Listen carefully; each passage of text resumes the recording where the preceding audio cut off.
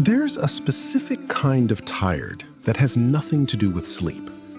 You know the one. You've been around people all day, conversations, laughter, messages, noise, and somehow, by the time you're finally alone, you feel more hollow than when you started. Like you spent the whole day speaking a language that almost sounded like yours, but wasn't quite. Like you were there, physically present, but the part of you that actually needed to be reached never was. That feeling has a name, even if no one really says it out loud. It's the feeling of not being understood.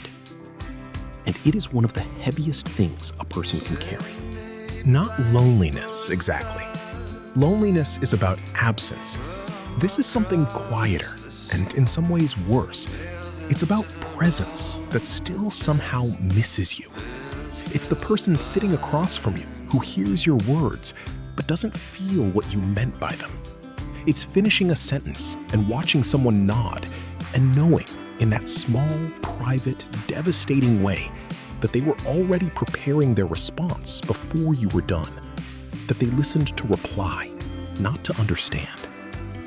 Most of us have lived inside that gap for so long, we've stopped noticing it.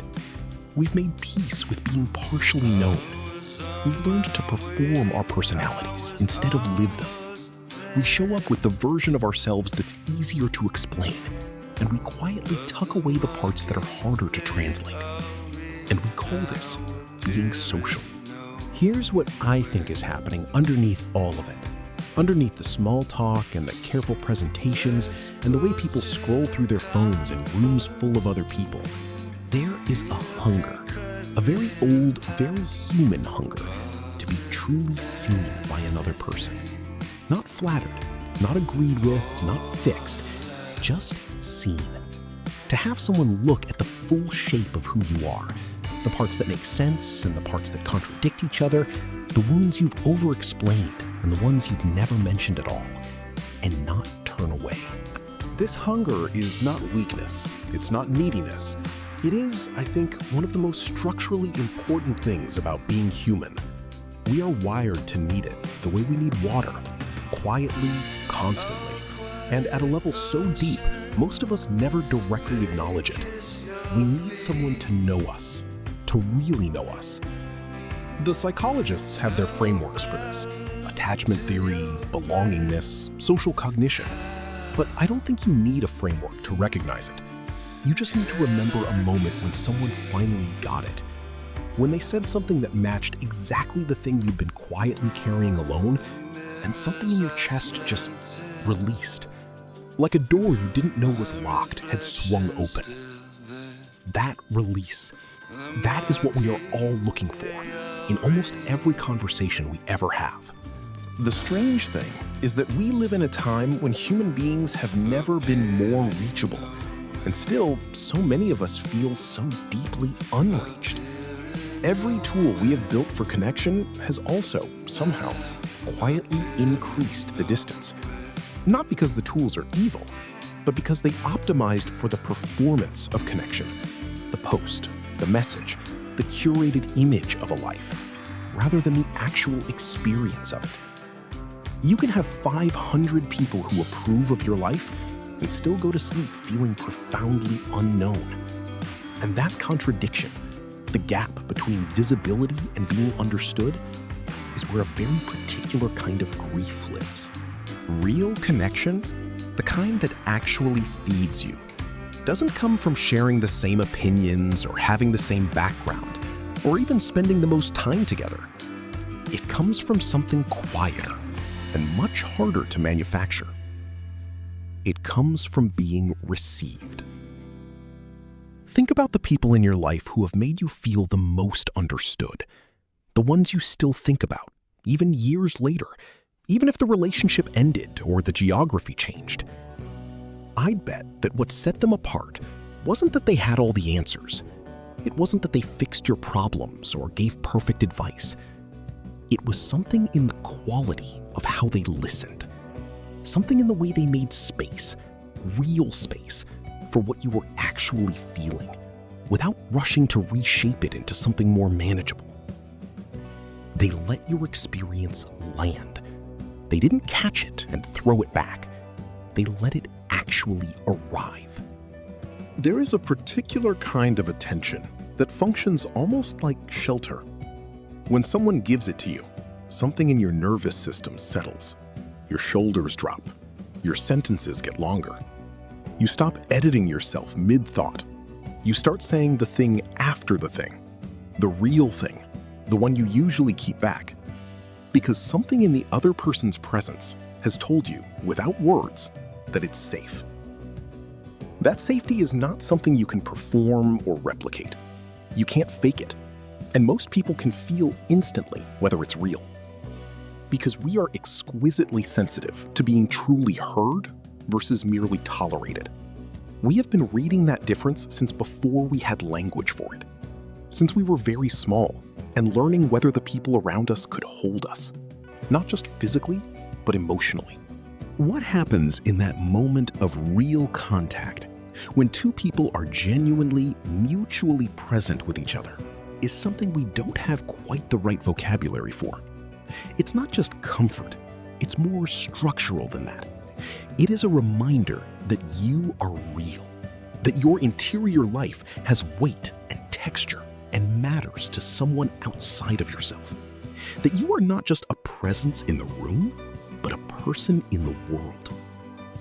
Connection at this level is not entertainment.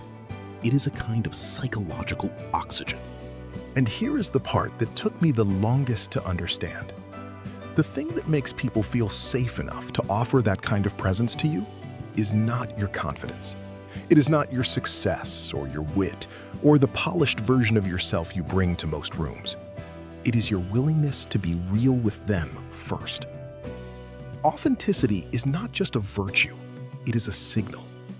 When you let someone see something true about you, something slightly imperfect, something uncertain, something you haven't fully resolved, what you are actually transmitting is, I'm not performing for you. I'm not trying to impress you. I'm here. And something in the other person responds to that at a frequency deeper than thought. We are drawn to people who seem to have already made peace with their own contradictions.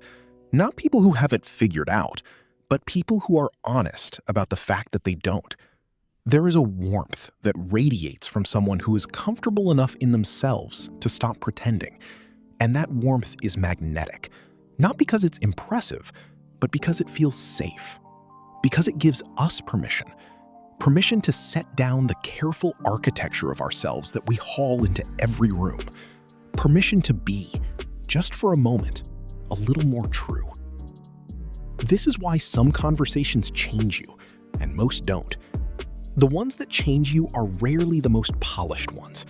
They are the ones where someone said something real, something slightly unguarded, and in doing so, created a crack of light through which something genuine in you could finally breathe.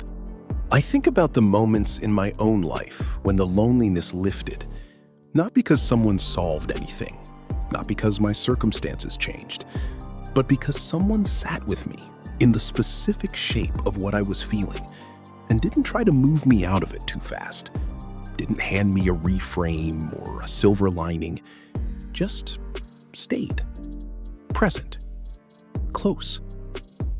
And by staying, they somehow told me that whatever I was carrying was survivable, that I wasn't too much, that the distance I'd been feeling wasn't permanent.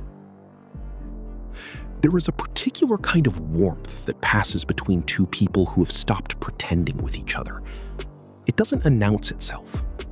It settles, like the way a room feels different when the temperature finally shifts after a long, cold stretch.